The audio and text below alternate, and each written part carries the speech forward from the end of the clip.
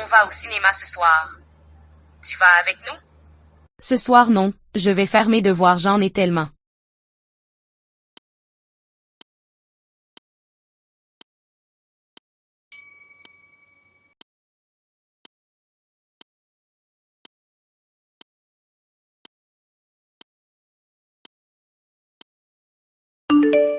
Excusez-moi, à quelle heure part le premier train pour Lyon?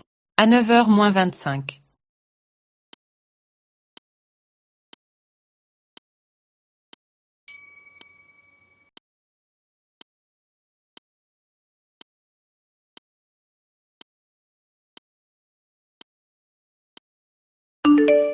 Salut Sylvain, j'ai une fuite d'eau chez moi, tu me donnes un coup de main? Aujourd'hui, ce ne sera pas possible parce que j'ai voyagé.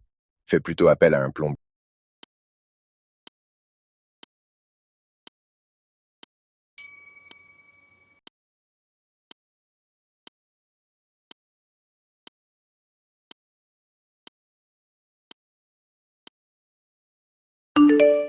Ça va mieux? Tu t'es fait consulter ce matin? Juste un peu. Le médecin m'a conseillé d'arrêter la consommation de tabac. Sinon, je risque gros.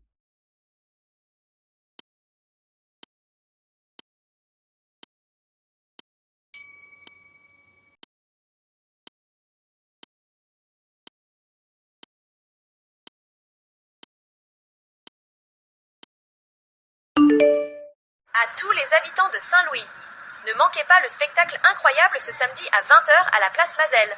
Retrouvez vos personnages préférés comme Clown Rico, Acrobate Luna, les équilibristes, les jongleurs et les époustouflants trapézistes Sky et Volt.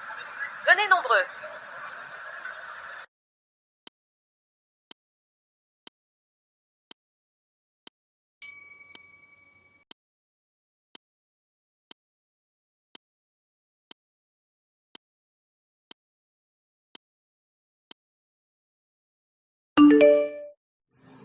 Attention, un début d'incendie a été détecté.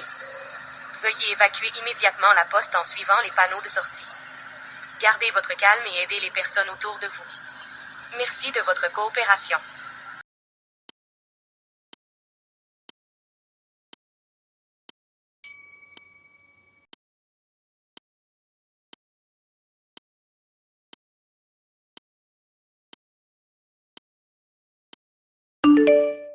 Attention, l'exposition de l'artiste Jean Dupont est suspendue aujourd'hui en raison de problèmes techniques. Nous vous informerons bientôt de la nouvelle date. Merci de votre compréhension et de votre patience.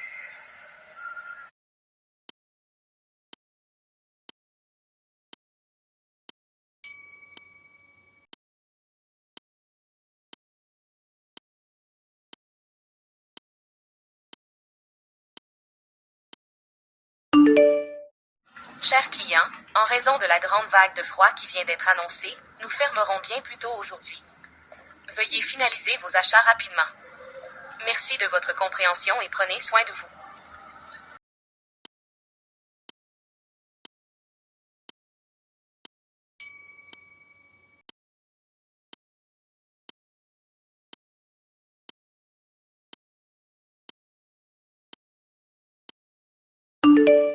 Bon, c'était Jérémy. Rien de neuf, j'appelais juste pour savoir si tu vas bien et comment ton entretien d'embauche s'est passé. Tu me rappelles plus tard?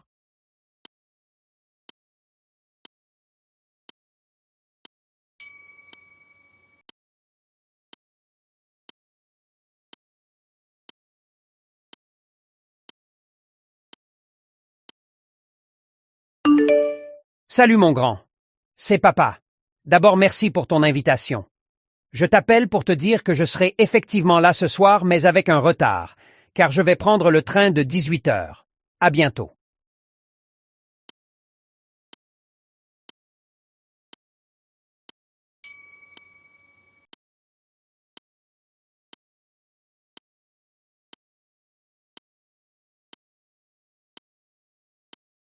Bonjour Madame Lila. Parfumerie odeur suave. Félicitations. Vous êtes l'heureuse gagnante de notre dernier tirage au sort. Venez récupérer votre lot dans nos locaux situés au 117 Dôme, rue des Marchands, dès que possible. À très bientôt.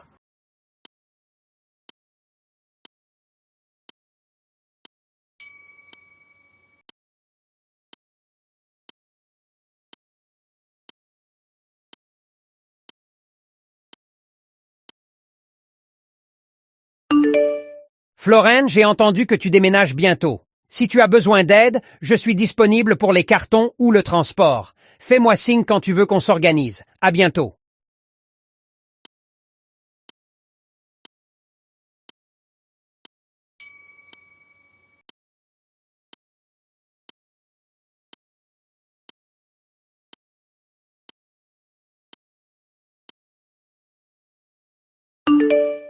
C'est pour l'armoire que vous avez mise en vente sur Internet.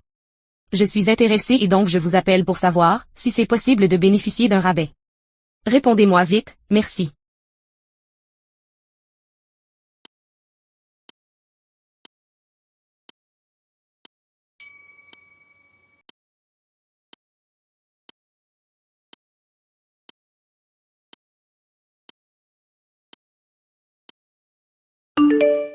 Bonjour. J'ai vu votre annonce concernant le recrutement d'un chauffeur. Je suis vraiment intéressé et donc je vous appelle pour savoir quand la personne doit commencer le travail parce que ce n'est pas mentionné sur l'annonce.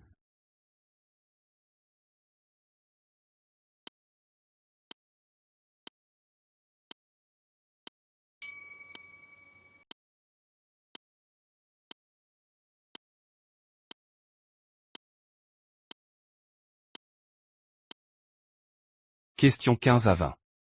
Micro-trottoir. Micro-trottoir 1. Vous allez entendre 3 personnes répondre à la question suivante. Que pensez-vous de la destruction du parc du quartier pour la construction d'un centre commercial? Indiquez si la personne interrogée A. Pense que c'est une bonne idée. B. Pense que ce n'est pas une bonne idée. C. Pense que ce n'est pas du tout une bonne idée. D. Ne se prononce pas.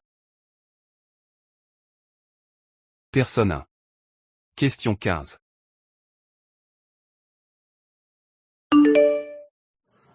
D'abord, il faut savoir qu'un tel espace vert nous préserve de la pollution. C'est aussi un endroit où nos enfants s'amusent à longueur de journée. Le centre commercial c'est bien mais la santé est primordiale.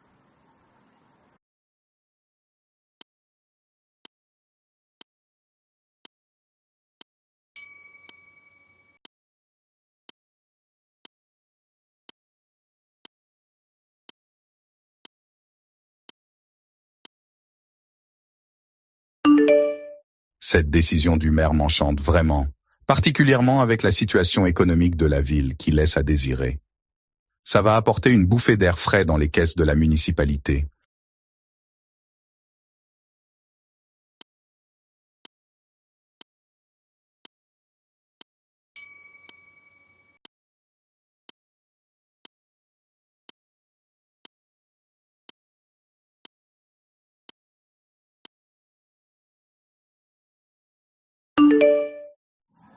Ce parc apporte beaucoup d'air pur dans le quartier. Et le centre commercial fera qu'on ait accès à une grande variété de produits, car aujourd'hui nous sommes cantonnés à une seule épicerie. Rien que pour ça, j'ai l'embarras du choix.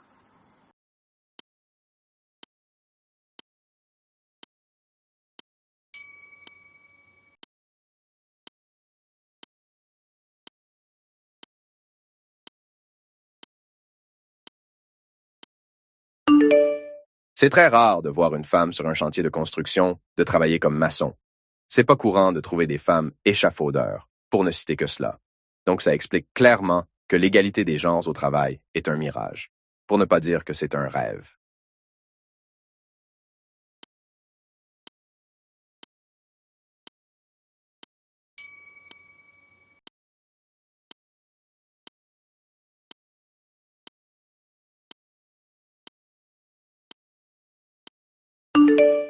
Écoutez, la question ne se pose plus aujourd'hui. Ici, on trouve des femmes mécaniciennes, des chauffeurs de bus, des ingénieurs de construction et j'en passe. Et elles s'en sortent très bien, et même souvent mieux que les hommes.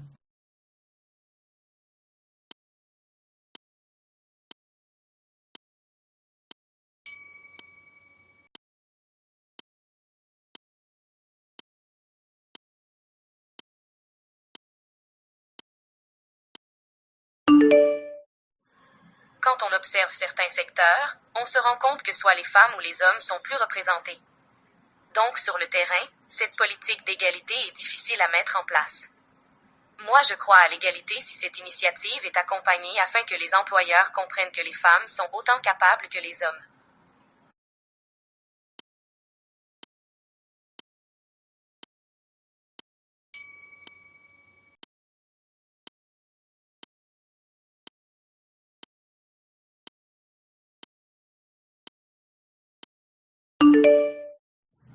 Bonjour à tous. Aujourd'hui, parlons du cinéma numérique ambulant, ou CNA. Ce concept innovant amène le cinéma directement dans les zones rurales et éloignées, où l'accès aux salles de cinéma est limité. Grâce aux fonds collectés par des altruistes, un minibus équipé d'un projecteur, d'un DVD et d'un groupe électrogène sillonne les villages comme Kakuna et percé plusieurs fois par mois. Le CNA projette des films sur grand écran en plein air ou dans des espaces communautaires. Cela permet aux communautés de découvrir des œuvres cinématographiques qu'elles n'auraient autrement pas pu voir. Le CNA ne se contente pas de divertir, il joue aussi un rôle éducatif en diffusant des documentaires et des films culturels. En connectant les gens à travers le cinéma, le CNA favorise l'échange culturel et renforce les liens communautaires. Une initiative formidable qui démocratise l'accès à la culture.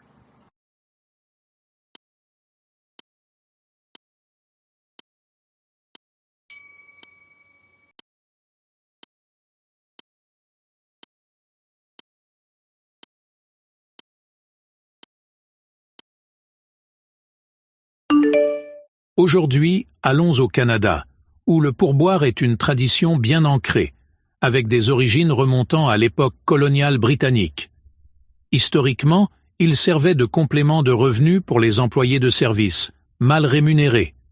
Aujourd'hui, le pourboire joue toujours un rôle crucial dans de nombreux secteurs, particulièrement dans la restauration et l'hôtellerie, où il constitue une part significative du salaire des employés. Cependant, cette pratique pose des défis. Elle crée une dépendance économique des travailleurs sur la générosité des clients et peut entraîner des inégalités salariales. De plus, le pourboire n'est pas universellement compris ou pratiqué de la même manière par tous, ce qui peut mener à des malentendus culturels et des frustrations pour les touristes et les nouveaux résidents.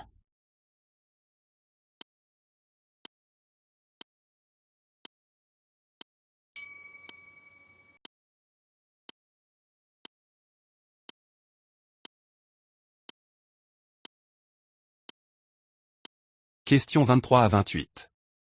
Interview. Lisez les questions, ensuite, écoutez l'interview et répondez aux deux questions.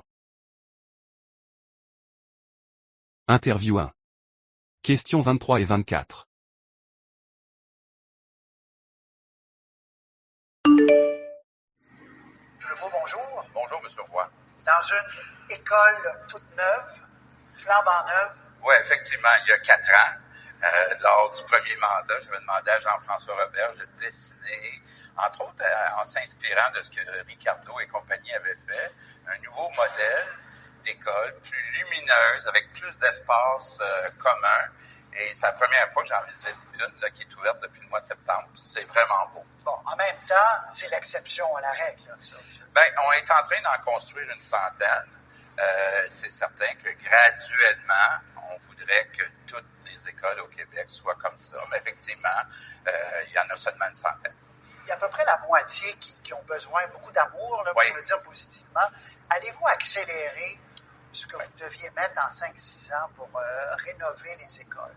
Oui, j'ai demandé à Bernard Drainville de revoir là, comment on met dans différentes catégories les écoles. Parce que quand on dit qu'il y en a 50% qui sont pas en bon état, quelles sont celles qui doivent absolument être faites actuellement? Bon, il y a des enjeux de main-d'œuvre en construction, écoutez, pour moi, c'est la priorité. Donc, je veux pas qu'on s'empêche d'accélérer la rénovation des écoles pour des raisons d'argent. Il n'y a rien de plus important pour moi.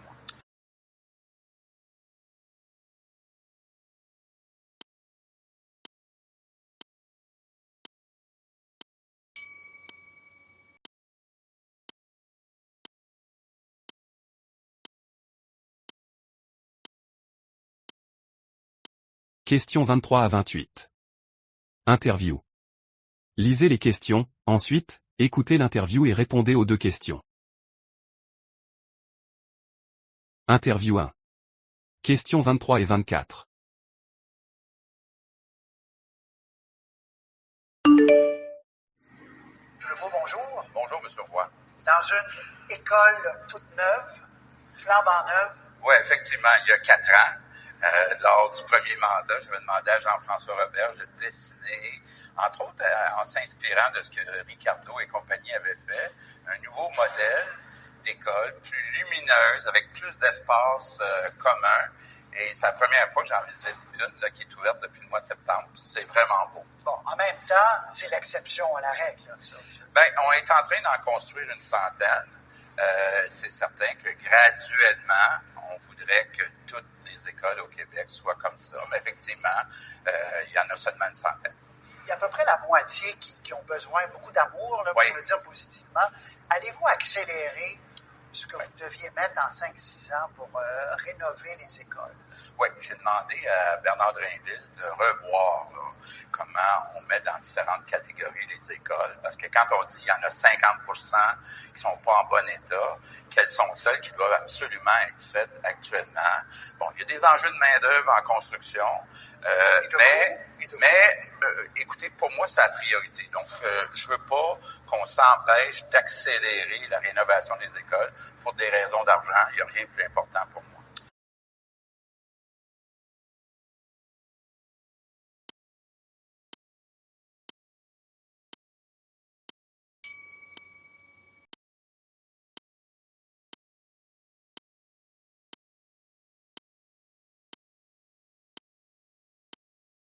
Interview 2.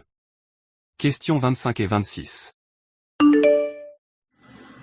Monsieur Vaillancourt, bonjour. Bonjour. L'organisation du YMCA, ça fait longtemps que ça existe, mais dans la tête de bien des gens, ça se résume souvent à un centre sportif. Or, c'est plus que ça. Vous voyez ça comme un moteur économique même jusqu'à un certain point. Mais je vous dirais, oui, c'est une conséquence de la création ou la mission du Y. Mais le Y a commencé à Montréal. C'est le premier YMCA en Amérique du Nord, d'ailleurs.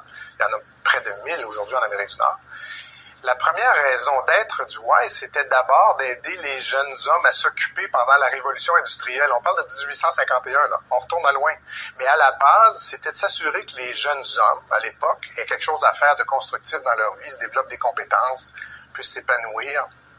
Et cette raison d'être de base-là est demeurée pendant toutes ces années-là. Aujourd'hui, évidemment, les activités ont changé, mais la raison d'être de base est toujours la même. Puis, ça se décline dans toutes sortes de programmes différents, effectivement. Donc, la mission aujourd'hui, en 2017, du YMCA, c'est quoi? La mission, c'est de s'assurer qu'on bâtisse des communautés qui sont fortes, qu'on donne des occasions à tous dans cette communauté-là, par secteur, par quartier, des occasions d'épanouissement, de vie active, saine, et engagé aussi, mais que ça s'applique à tous.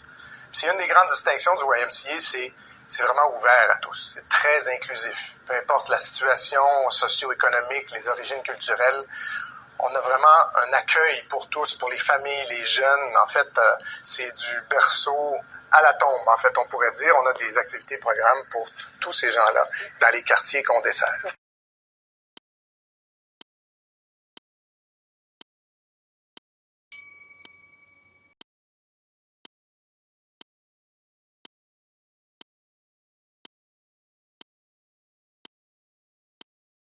Interview 2.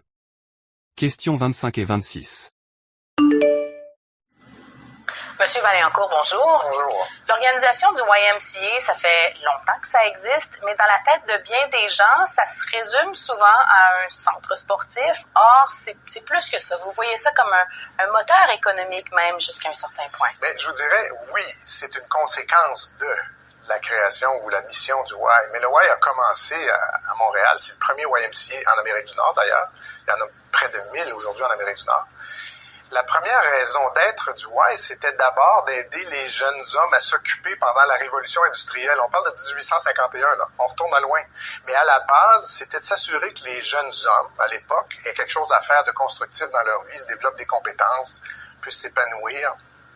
Et cette raison d'être de base-là est demeurée pendant toutes ces années-là. Aujourd'hui, évidemment, les activités ont changé, mais la raison d'être de base est toujours la même. Puis, ça se décline dans toutes sortes de programmes différents, effectivement. Donc, la mission aujourd'hui, en 2017, du YMCA, c'est quoi?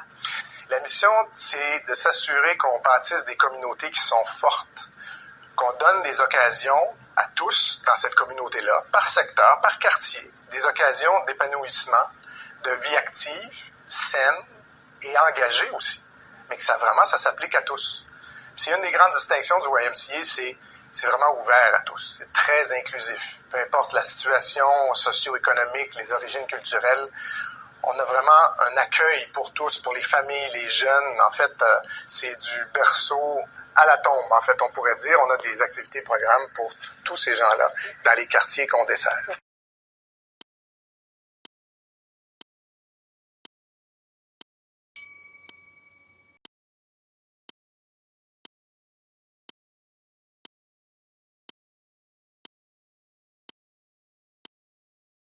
Interview 3. Questions 27 et 28. Qu'est-ce qui explique autant de signalements pour violence conjugale, à votre avis? Oui, alors l'année dernière, on avait une hausse de 13,5 %. Cette année, la hausse se représente comme 6 %. C'est quand même une hausse constante qui me préoccupe. Alors peut-être ça peut s'expliquer qu'il y a eu un effritement du tissu social, familial autour des familles, qu'on a des familles qui sont en plus grande détresse, des enfants en plus grande détresse. Peut-être également la situation précaire socio-économique au plan montréalais, le fait qu'on a des logements pas abordables puis que les familles sont en détresse, la hausse de la violence conjugale, la violence familiale qui se retrouve à Montréal. On a entendu le rapport du SPVM il y a 2 semaines. On a entendu également une hausse des féminicides. Les jeunes ont accès à des armes à feu, des vols d'auto. Alors, la situation est préoccupante comme topo à Montréal, je dirais. Puis ça pourrait expliquer un peu les situations précaires qui se retrouvent, qui expliquent la hausse des signalements. Oui, et il y a aussi une nouvelle grille d'analyse en matière de violence conjugale. Ça change les interventions de la DPJ. De quelle façon? Expliquez-nous ça. Oui, alors depuis 2023, on a une nouvelle façon d'analyser et de comprendre la violence conjugale. Alors, il y a certains paradigmes qui ont changé. Je prends un exemple très concret. Souvent, on entend qu'il y a une situation de violence conjugale puis que la femme victime de violence conjugale ne quitte pas. On pose souvent la question pourquoi ne pas quitter. Lorsque maintenant on applique la grille d'analyse et les nouvelles notions en violence conjugale, la question à vraiment se poser, c'est comment ça se fait que ce parent auteur de la violence conjugale a cette emprise sur la femme qui l'empêche de partir. Alors c'est vraiment un changement de paradigme qui fait en sorte qu'on va mieux protéger les enfants et mieux protéger les mères victimes de cette violence conjugale et responsabiliser les pères auteurs de cette violence.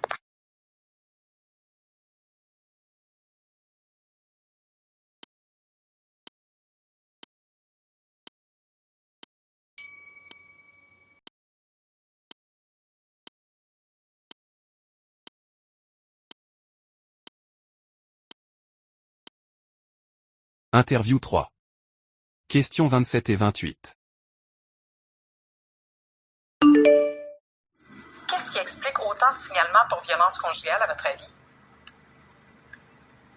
Oui, alors l'année dernière, on avait une hausse de 13,5 %. Cette année, la hausse se représente comme 6 %. C'est quand même une hausse constante qui me préoccupe. Alors peut-être ça peut s'expliquer qu'il y a eu un effritement du tissu social, familial autour des familles, qu'on a des familles qui sont en plus grande détresse, des enfants en plus grande détresse. Peut-être également la situation précaire socio-économique au plan montréalais, le fait qu'on a des logements pas abordables puis que les familles sont en détresse, la hausse de la violence conjugale, la violence familiale qui se retrouve à Montréal. On a entendu le rapport du SPVM il y a 2 semaines. On a entendu également une hausse des féminicides. Les jeunes ont accès à des armes à feu, des vols d'auto. Alors, la situation est préoccupante comme topo à Montréal, je dirais. Puis ça pourrait expliquer un peu les situations précaires qui se retrouvent, qui expliquent la hausse des signalements. Oui, et il y a aussi une nouvelle grille d'analyse en matière de violence conjugale. Ça change les interventions de la DPJ. De quelle façon? Expliquez-nous ça. Oui, Alors, depuis 2023, on a une nouvelle façon d'analyser et de comprendre la violence conjugale. Alors, il y a certains paradigmes qui ont changé. Je prends un exemple très concret. Souvent, on entend qu'il y a une situation de violence conjugale puis que la femme victime de violence conjugale ne quitte pas. On pose souvent la question pourquoi ne pas quitter. Lorsque maintenant on applique la grille d'analyse et les nouvelles notions en violence conjugale, la question à vraiment se poser, c'est comment ça se fait que ce parent auteur de la violence conjugale a cette emprise sur la femme qui l'empêche de partir. Alors c'est vraiment un changement de paradigme qui fait en sorte qu'on va mieux protéger les enfants et mieux protéger les mères victimes de cette violence conjugale et responsabiliser les pères auteurs de cette violence.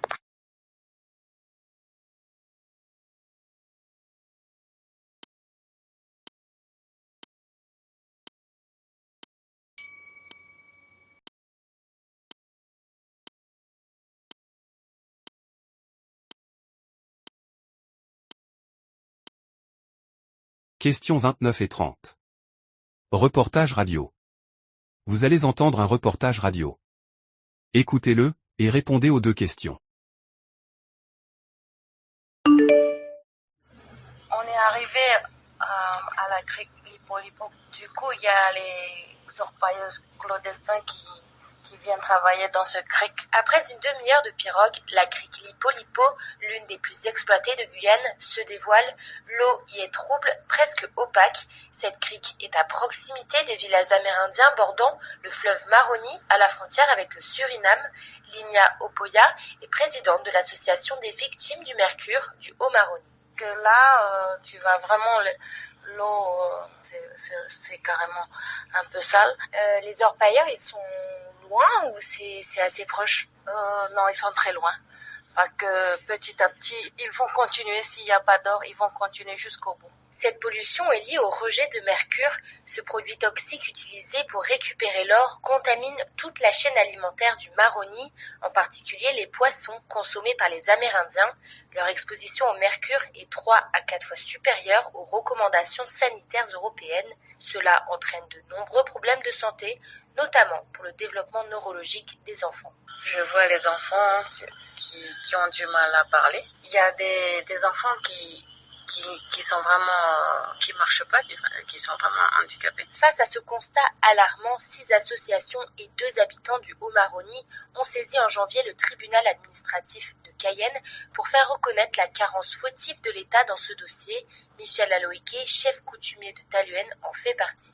L'orpaillage illégal, ça fait 30 ans, même un peu plus que ça existe. On a l'impression que l'État ne fait rien. D'année en année, plus de sites qui se créent. Eux, ils disent qu'ils sont en diminution, mais nous, on dit non parce que nous, on voit chaque jour. Les associations demandent à l'État de réparer le préjudice. Marine Calmé, présidente de Wild Legal. Nous demandons en fait à l'État de mettre en place une nouvelle gouvernance sur le fleuve pour permettre aux habitants d'être pleinement associés dans l'élaboration de nouvelles politiques de lutte contre l'orpaillage, mais aussi de programmes de santé, d'agriculture et d'économie locale pour sortir de cette situation scandaleuse qui dure vraiment depuis beaucoup trop longtemps. Emmanuel Macron ne se rendra pas dans la région du Haut-Maroni, mais à Camopi, un village de l'est de la Guyane où la lutte contre l'orpaillage illégal a eu plus d'effets. Moins d'une vingtaine de sites y ont été recensés en 2023. Emma Chevalier, Taluène, RFI.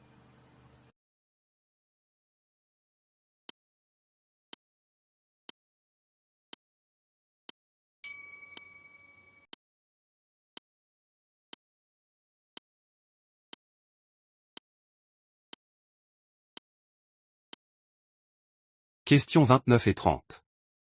Reportage radio. Vous allez entendre un reportage radio. Écoutez-le, et répondez aux deux questions.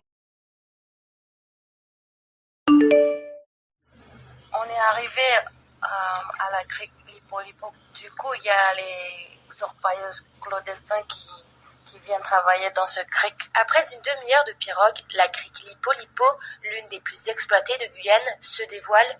L'eau y est trouble, presque opaque. Cette crique est à proximité des villages amérindiens bordant le fleuve Maroni à la frontière avec le Suriname. Linia Opoya est présidente de l'association des victimes du mercure du Haut-Maroni. Que là, tu vas vraiment... l'eau, c'est carrément un peu sale. Les orpailleurs, ils sont loin ou c'est assez proche? Non, ils sont très loin. Parce que petit à petit, ils vont continuer. S'il n'y a pas d'or, ils vont continuer jusqu'au bout. Cette pollution est liée au rejet de mercure. Ce produit toxique utilisé pour récupérer l'or contamine toute la chaîne alimentaire du Maroni, en particulier les poissons consommés par les Amérindiens. Leur exposition au mercure est 3 à 4 fois supérieure aux recommandations sanitaires européennes. Cela entraîne de nombreux problèmes de santé, notamment pour le développement neurologique des enfants.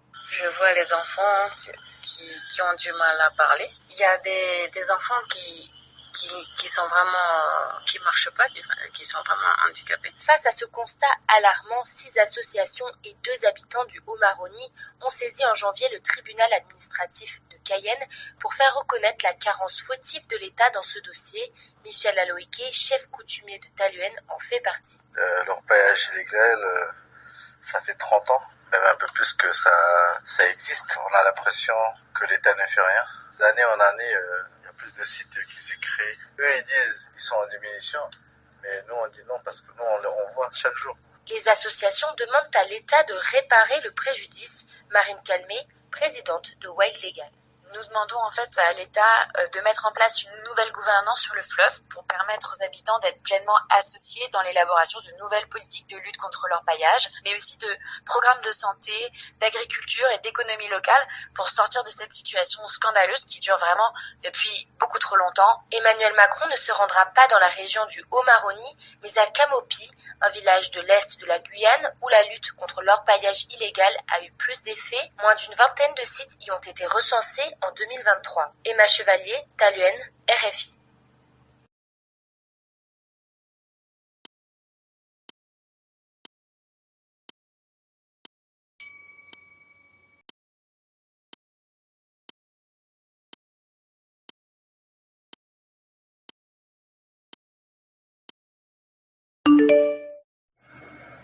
Fini le moratoire sur la pêche commerciale à la morue à Terre-Neuve-et-Labrador, 32 ans après son imposition. Mais attention, il ne s'agit que d'une ouverture prudente. 18 000 tonnes, c'est bien moins que les 190 000 permises au début des années 90, à peine plus que les 13 000 tonnes de la pêche d'intendance l'an dernier, et beaucoup moins que les 800 000 tonnes débarquées chaque année dans les années 60.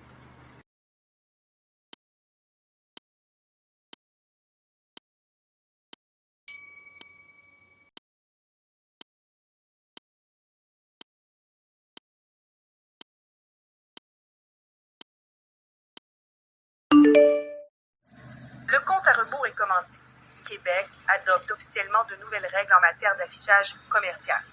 Les commerçants qui ont pignon sur rue au Québec ont donc 11 mois pour adapter leur devanture.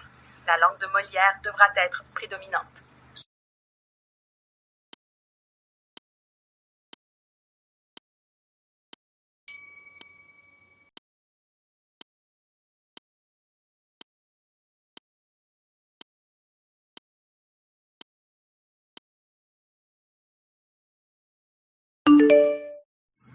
Entrer dans une cuisine qui fait très chaud, c'est pas du travail facile, c'est sûr. Alors des fois c'est un peu difficile à comme vendre le rêve de la cuisine. Convaincre le monde de travailler le vendredi, samedi soir et jours fériés, c'est un peu difficile.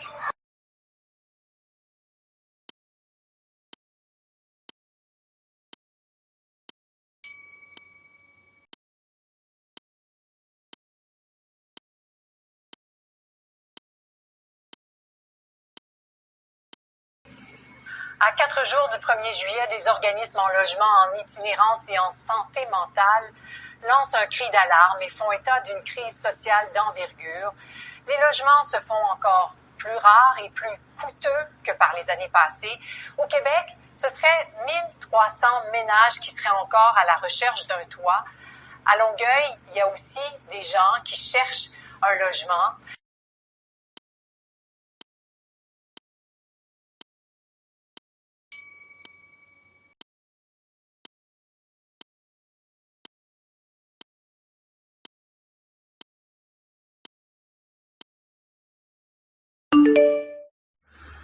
les policiers qui se sont présentés rue de la Commune dans un appartement de luxe du Vieux-Montréal ont ouvert immédiatement une enquête concernant une affaire d'enlèvement d'un homme de 25 ans qui est un influenceur spécialisé dans les conseils, notamment en acquisition de crypto-monnaies. Avec lui, selon les policiers, il y avait 3 femmes qui ont également disparu avec lui. Donc, le quatuor demeure introuvable au moment où l'on se parle ce soir. C'est donc une enquête majeure et prioritaire pour le SPVM qui a dépêché évidemment beaucoup de ressources sur le terrain. On parle ici d'un homme qui était peu connu au niveau criminel, mais qui aurait pu, par exemple, être en brouille avec certaines personnes, selon les policiers. Toujours est-il qu'on craint, au moment où l'on se parle, pour la sécurité du quatuor qui est introuvable.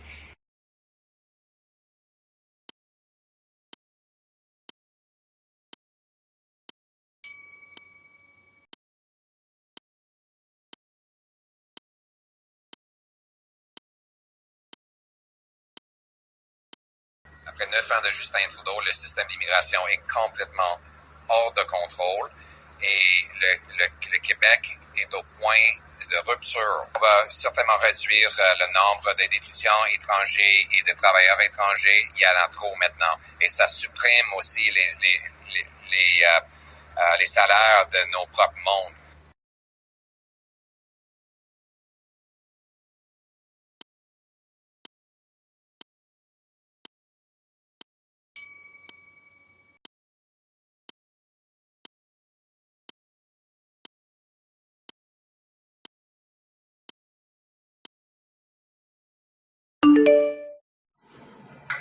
Comme pour beaucoup de familles à Paris, le quotidien de Laureline, Paolo et leur fille Esté, c'est une vie à l'étroit.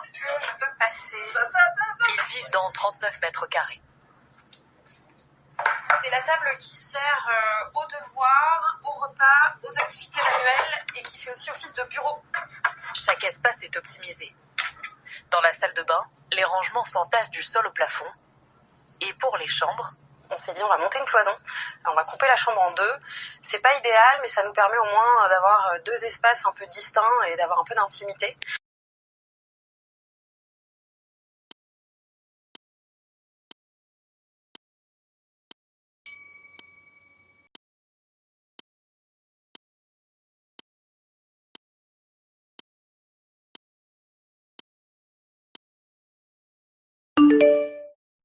L'aluminium dans les vaccins, ça c'est super dangereux.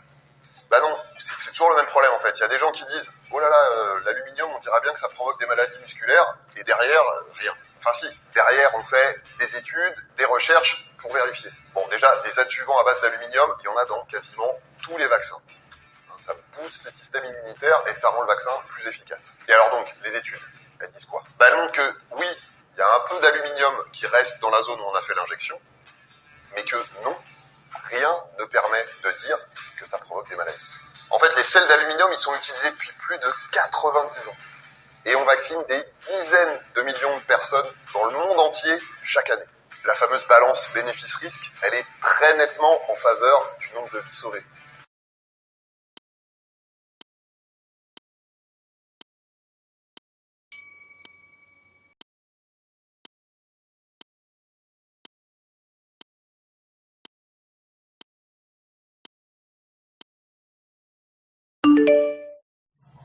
Vous ne connaissez peut-être pas son nom, et pourtant, elle fut l'une des artistes les plus reconnues de son époque. Amie de Galilée, protégée des Médicis et du roi Charles Ier d'Angleterre. Victime d'un viol à l'âge de 18 ans, son œuvre dépeint la violence masculine, mais aussi la force des femmes. Voici l'histoire d'Artemisia Gentileschi,